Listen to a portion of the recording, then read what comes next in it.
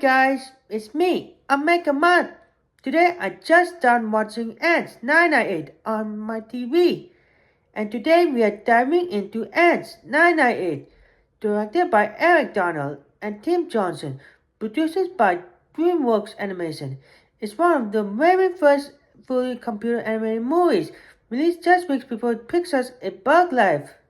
And stars Woody Allen as the voice of Z, a worker ant who feels trapped in the wicked social system of his colony.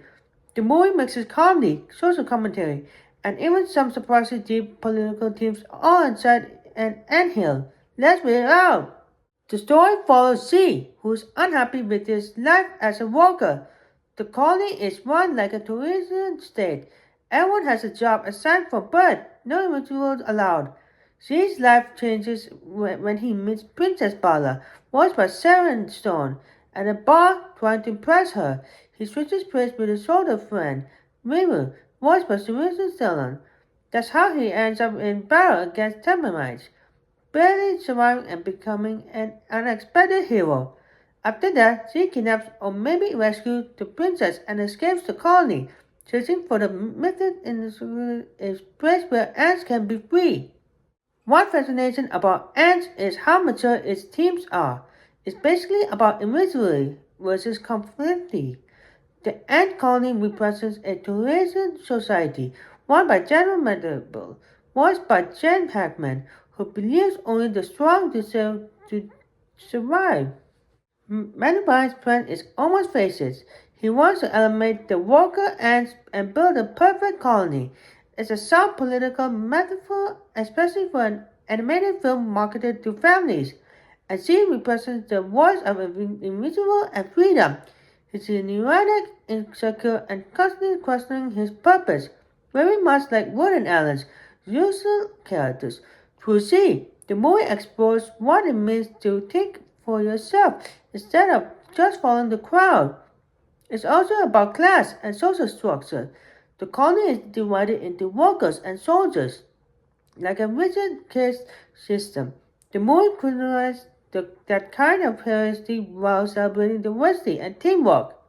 Let's not forget how impressive the animation was for 998. Antz came out just 2 years after Toy Story, and it really pushed what CGI could do, especially with crowd scenes showing thousands of ants. The texture and the earthy color palette make the world feel gritty and realistic compared to Pixar's more colorful. A Bug's Life, Antz had a darker tone, but music and thematic which had made it stand out. And the cast is incredible, along with Woody Allen and Sharon Stone. You have got Gene Hackman, Sylvester Stone, Jennifer Lopez, Christopher Walken, and Danny Glover. That's a star lineup.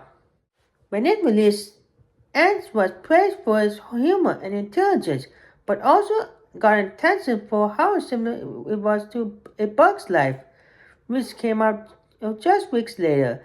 There was even more controversy between DreamWorks and Pixar about that.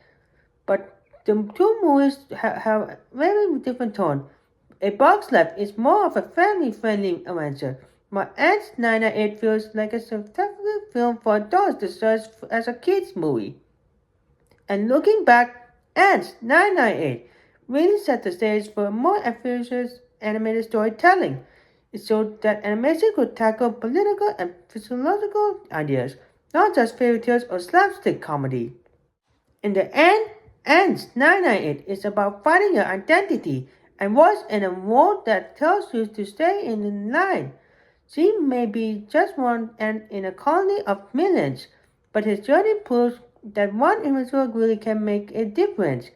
The movie's final message, think for yourself, still resonates today. Despite being over 25-year-old, Antz made a smart, funny, and thought-provoking film that challenges both kids and adults to look at society in a new way. So, if you haven't seen it in a while, it's definitely worth revisiting. You might find that it's a lot more to say than you remembered.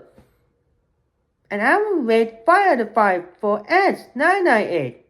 And that's all for now. And if you have not subscribed to my channel, don't forget to subscribe, like, share, comment, And thanks for watching, and I will see you again in next video.